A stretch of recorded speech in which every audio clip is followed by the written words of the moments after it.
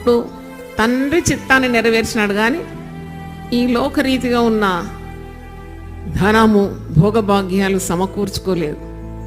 అంటే he lived and preached poverty.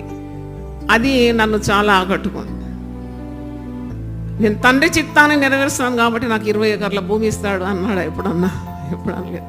నక్కలకు బోరియాలు ఉన్నాయి, ఆకాశ పక్షులకు గూళ్ళు ఉన్నాయి, తలవాల్చుకొనుటకు మనుష్య కుమారునికి స్థలం లేదన్నాడు. అంటే మీరు గమనించండి, ఆయన ఎక్కడ ఇన్ని గజాలు కొనుక్కోవాలి, అన్ని గజాలు కొనుక్కోవాలి, నేను దీనికి అధిపతి కావాలి, నాకు ఇన్ని కూర్చుకోవాలని లేకుండా. His only aim was to fulfil God's will. Hallelujah. నీకు నాకు అదే ఉండాలి.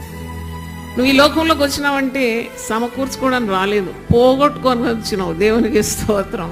ఉన్నదన్నీ ఓడిపోవాలి, అప్పుడే నువ్వు యేసు మార్గంలో ఉన్నావు.